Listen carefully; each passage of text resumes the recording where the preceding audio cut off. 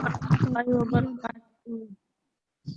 Ya, untuk semua mikrofonnya bisa dapat dimatikan, biarkan saya saja yang bersuara, karena kita akan memulai materinya. Oke, saya mulai dengan Assalamualaikum warahmatullahi wabarakatuh.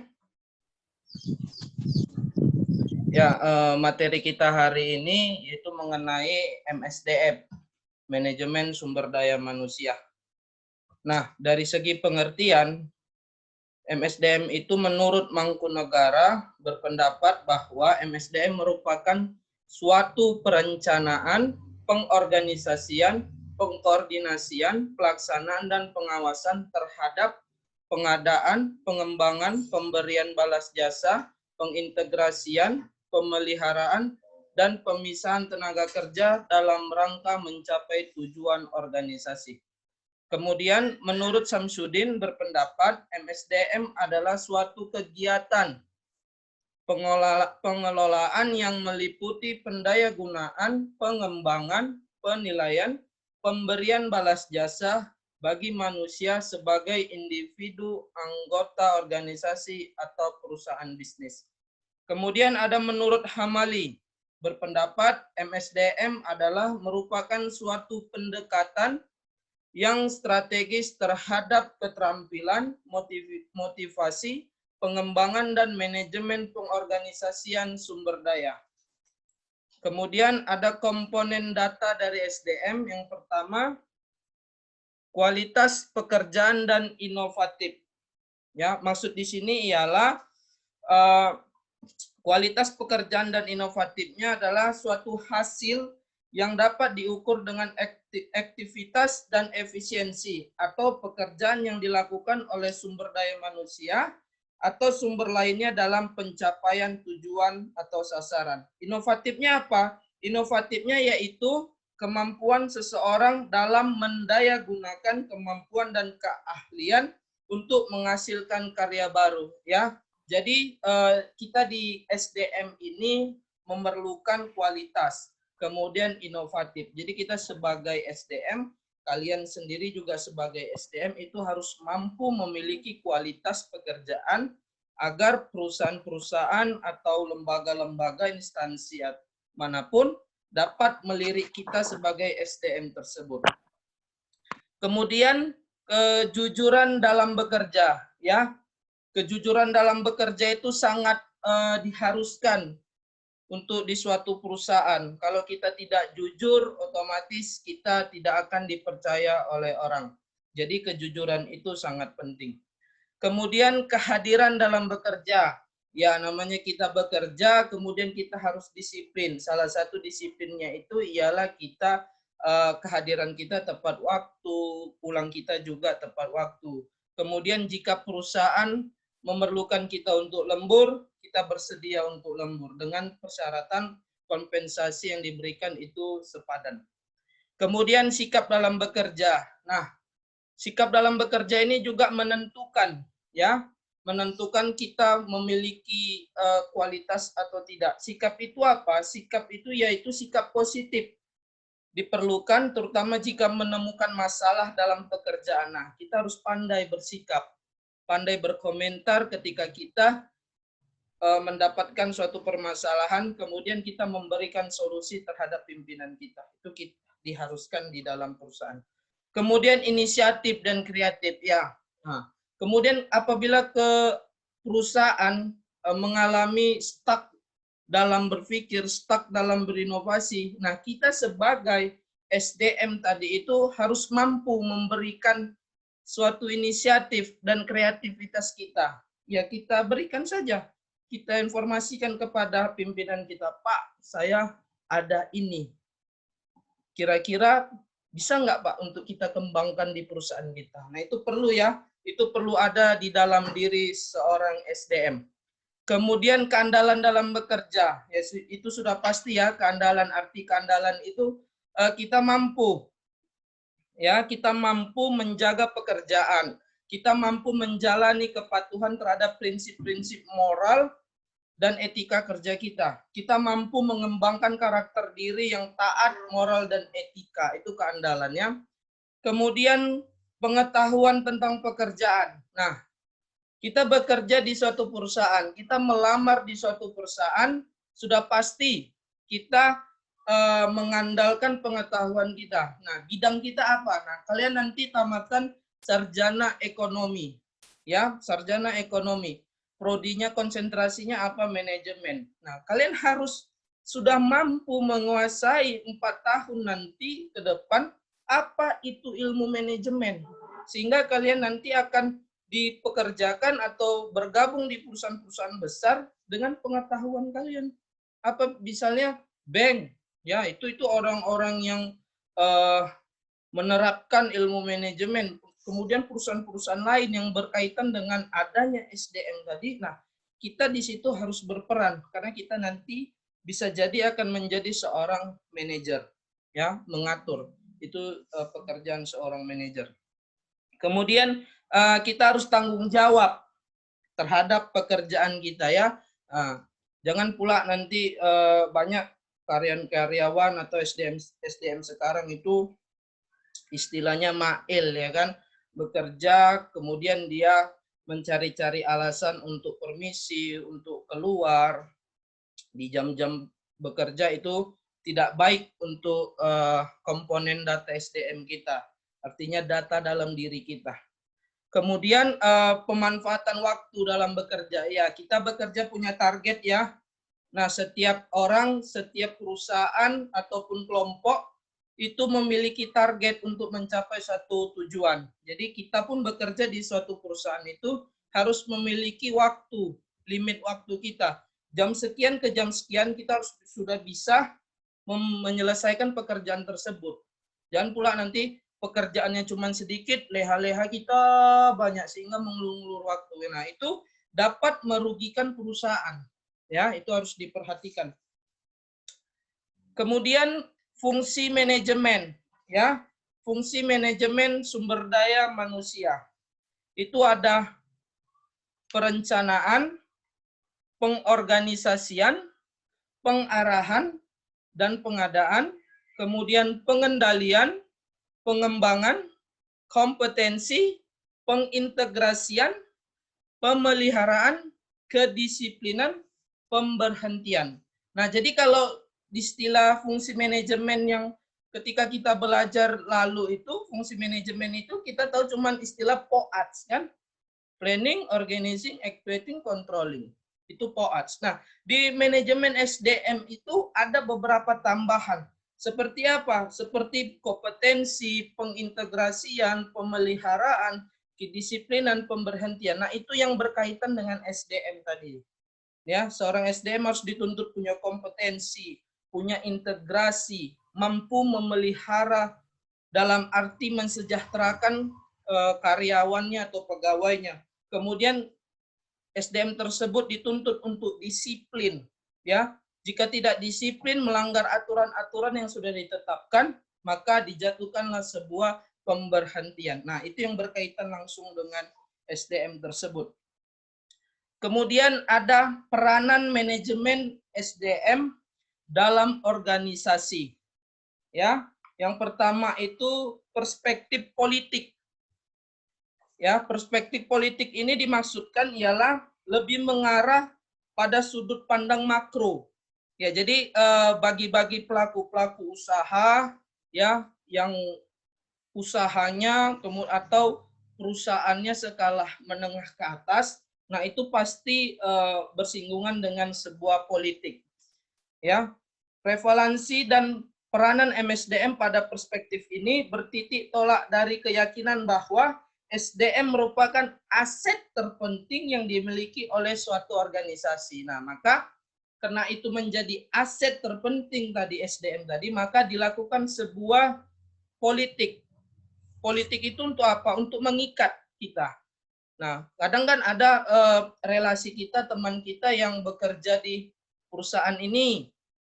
Kemudian di perusahaan ini, nah kita ditawarkannya, kok mau kerja di sini?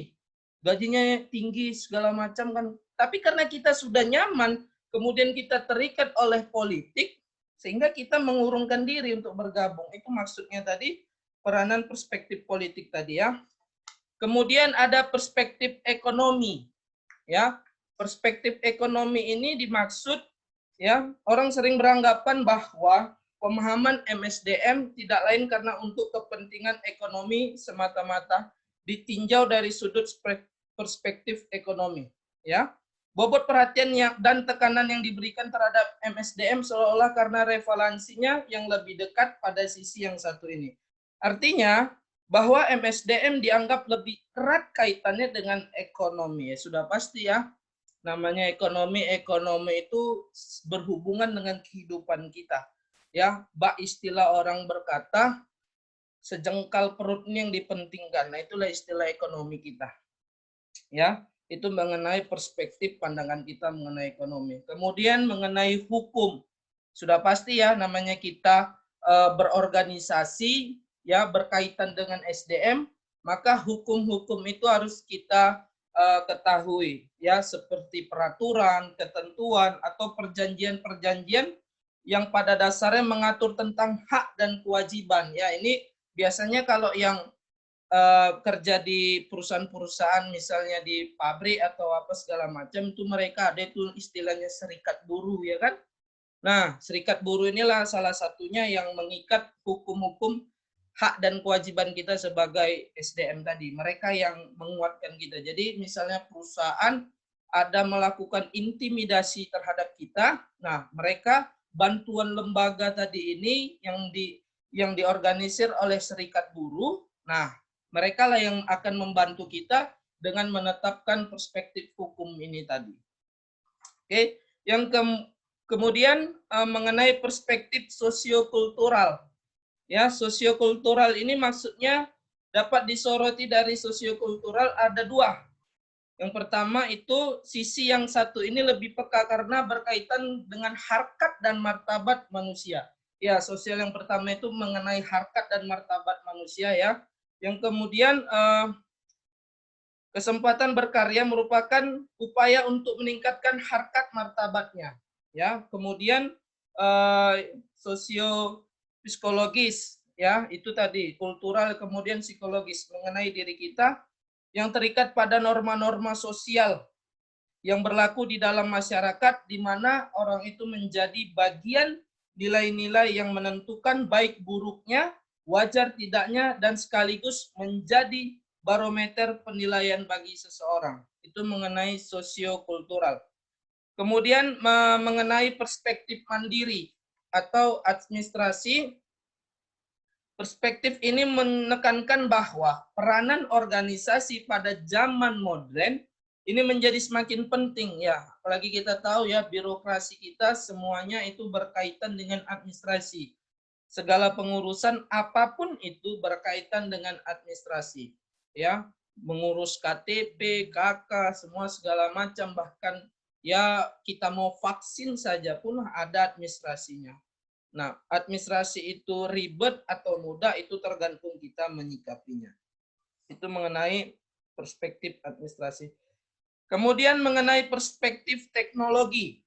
Ya, relevansinya dalam peranan MSDM tidak terlepas dari berbagai perkembangan dan kemajuan yang dicapai dalam bidang ilmu pengetahuan dan teknologi atau IPTEK. Dampak dari berbagai kemajuan tersebut dapat bersifat positif dan juga negatif. Ya, banyak pekerjaan sekarang diambil alih oleh mesin-mesin. Ya, kita tahu ya, pekerjaan sekarang diambil alih oleh mesin sehingga kita SDM tadi tergantikan oleh mesin tadi. Nah, sehingga mengurangi angka pekerja, meningkatkan angka pengangguran. Nah, itu yang dampak dari negatifnya. Positifnya apa? Kita mampu berkolaborasi dengan teknologi, kemudian kita mampu memanfaatkan teknologi itu kita dianggap dari perspektif positifnya dari sebuah teknologi. Kemudian ada tujuan manajemen SDM dalam organisasi. Yang pertama, menyediakan tenaga kerja yang terlatih dan bermotivasi tinggi.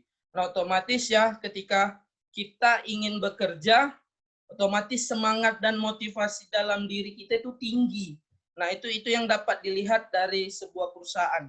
Menyediakan tenaga kerja yang terlatih dan bermotivasi tinggi. Kemudian mendayagunakan tenaga kerja secara efisien dan efektif, ya. Nah, kita nggak akan bisa diterima oleh perusahaan kalau kita tidak mampu melakukan suatu pekerjaan itu secara efisien dan efektif. Kemudian mengembangkan kualitas kerja dengan membuka kesempatan bagi terwujudnya aktualisasi diri karyawan. Kemudian menyediakan kesempatan kerja yang sama bagi setiap orang, lingkungan kerja yang sehat dan aman, serta memberikan perlindungan terhadap hak-hak karyawan. Nah, ini biasanya diatur oleh aturan pemerintah, ya, ada mengenai upah UMR atau UMK, itu diatur oleh Undang-Undang Indonesia. Kemudian mensosialisasikan kebijakan sumber daya manusia kepada semua karyawan.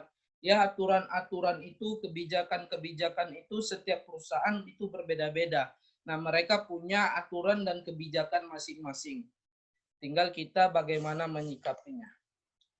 Kemudian manfaat pengelolaan sumber daya manusia. Yang pertama, mengurangi dan menghilangkan kinerja yang buruk. Yaitu, ya, pengelolaan sumber daya manusia. Jadi kalau kita tadi punya komponen data SDM tadi, itu kita uraikan, itu ada dalam diri kita, yaitu secara otomatis akan mengurangi atau menghilangkan kinerja kita yang buruk. Karena kita sudah terikat, ya. Berbeda sama orang yang bekerja freelance. Ya, freelance dia atur jam kerja dia sendiri.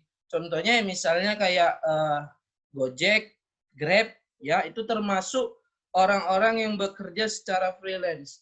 Kalau dia rajin, dia nyari penumpang, banyak dia dapat. Tapi kalau dia bangunnya nanti sore dia baru nyari, kemudian dia malas-malasan, sedikit dia dapat. Nah, itu mengenai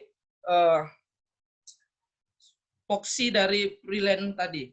Ya, kemudian meningkatkan produktivitas. Ya, sudah pasti yang namanya kita bekerja harus memiliki produktivitas kita yang tinggi. Ya, produktivitas itu sifatnya, ya, kita harus produktif. Kinerja itu hasilnya. Jadi kalau kita, ya, biasanya yang memiliki kinerja atau produktivitas yang rendah itu kebanyakan sih mereka yang malas bekerja, ya, malas berinovasi, ya. Tapi kalau yang dia tahu keadaan keluarganya, maaf kata, tahu dia posisi dirinya, kemudian dia diberikan kesempatan untuk bekerja di suatu perusahaan, dia nggak akan lewatkan ini tadi. Dia akan pasti meningkatkan produktivitas dia. Dia akan menjadi orang yang produktif. Kemudian meningkatkan fleksibilitas dari angkatan kerja, ya. Udah pasti fleksibilitas ini stabil, kesesuaian, ya. Jangan sampai manfaat dari pengelolaan sumber daya manusia ini tidak stabil.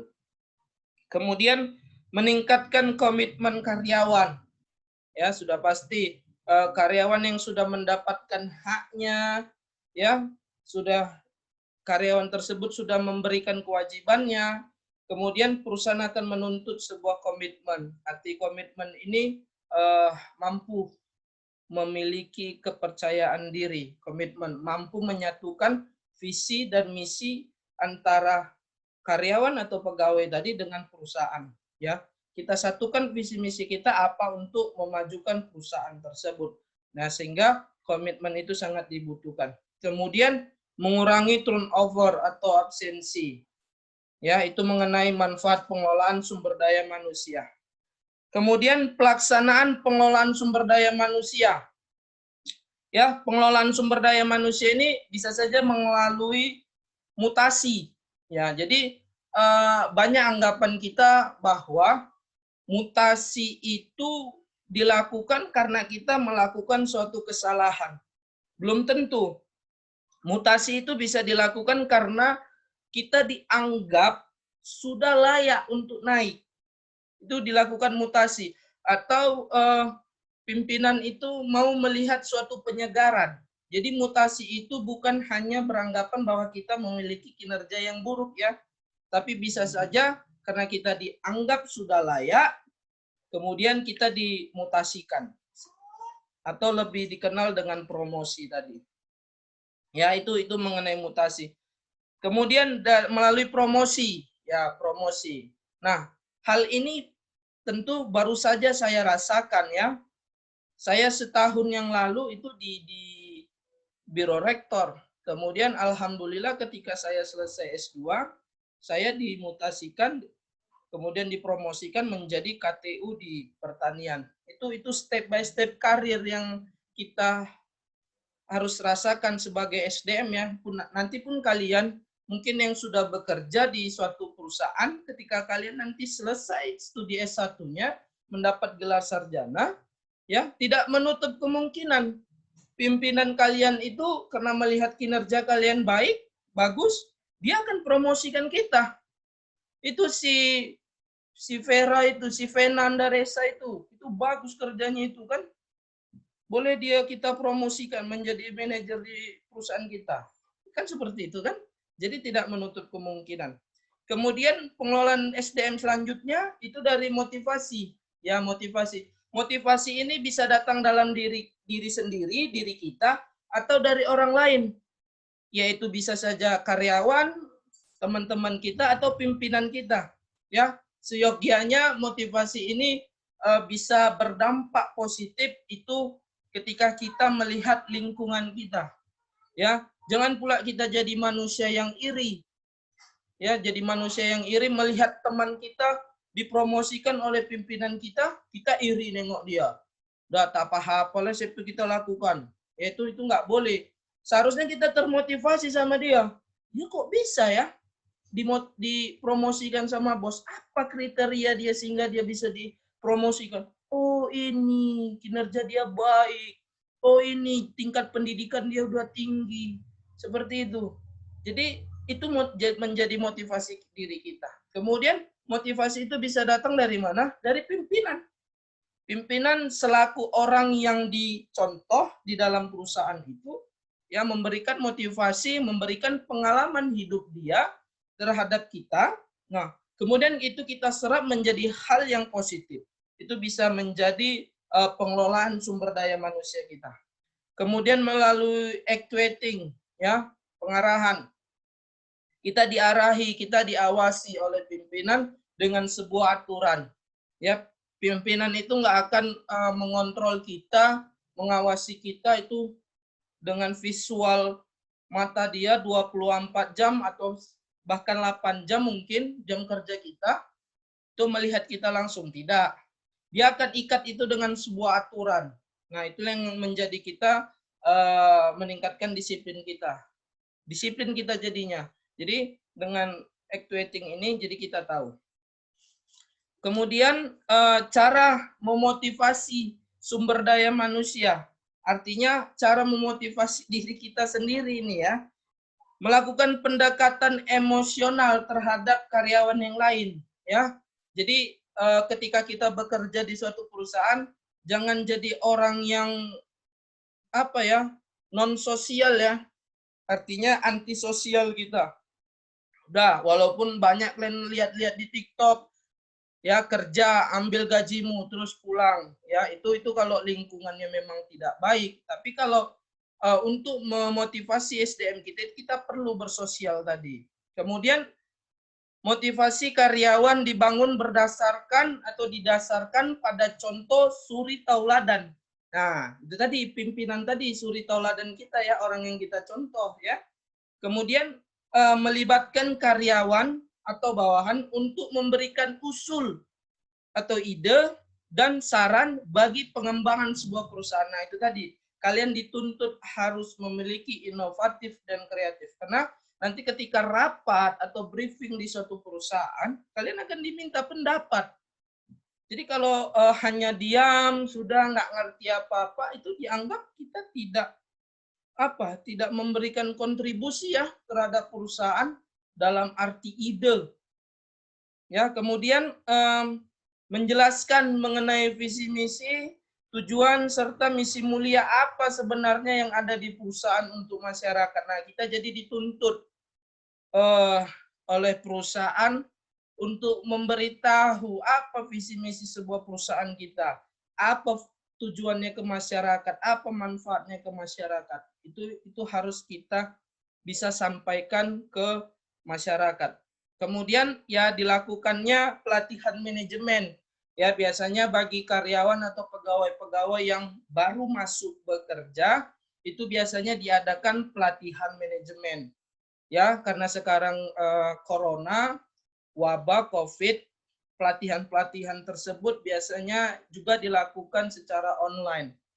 Kalau dulu pelatihan itu ya berapa hari, seminggu atau sampai 2 minggu untuk pemahaman pengembangan kualitas diri kita. Ya, kalau sekarang itu biasanya cuma sekedar pelatihannya itu dari online, seminar-seminar ataupun sebagai macamnya. Kemudian tata usaha sistem penggajian dan upah SDM. Ya, kita bekerja di suatu perusahaan, otomatis hal yang paling utama kita lihat itu gajinya, ya kan? Berapa sih upahnya yang diberikan, sudah standar atau belum? Nah, itu menjadi motivasi kita. Jadi kalau misalnya perusahaannya gajinya rendah, kita memiliki kualitas kerja kita yang tinggi, otomatis kita akan tanda kutip menolaknya, kan seperti itu. Tapi kalau kita merasa kualitas kita sudah tinggi, kemudian kita masuk ke perusahaan ini memiliki gaji yang sudah sesuai dengan aturan pemerintah, otomatis kita akan termotivasi untuk masuk ke situ. Seperti itu ya. Kemudian kondisi kerja, ya kondisi kerja juga salah satu cara memotivasi diri kita tadi. Jadi kondisi kerja kita itu bersih, nyaman, yaitu membuat kita jadi nyaman bekerja, jadi enak. Kemudian menghargai dan memperhatikan SDM. Ya, jadi kita juga harus itu tadi yang pertama, jangan jadi orang yang antisosial. Jadi harus kita bisa menghargai orang-orang di kanan kiri kita, depan belakang kita, ya. Itu harus kita perhatikan. Kemudian proses pengelolaan SDM dalam sebuah organisasi. Yang pertama itu perencanaan sumber daya manusia atau human resource planning. Ya, yang kedua penyediaan sumber daya manusia. Yang ketiga ada pengembangan sumber daya manusia. Yang keempat, pemeliharaan tenaga kerja. Yang kelima, ada pemanfaatan sumber daya manusia. Oke, karena Zoom-nya juga sudah menyuruh kita untuk keluar, karena ini Zoom gratis ya. Jadi nanti di WA Group, saya akan berikan tugas kepada kalian. Ya, tugasnya nanti bisa kita lihat di grup. Sekian materi dari saya. Assalamualaikum warahmatullahi wabarakatuh. Waalaikumsalam warahmatullahi wabarakatuh.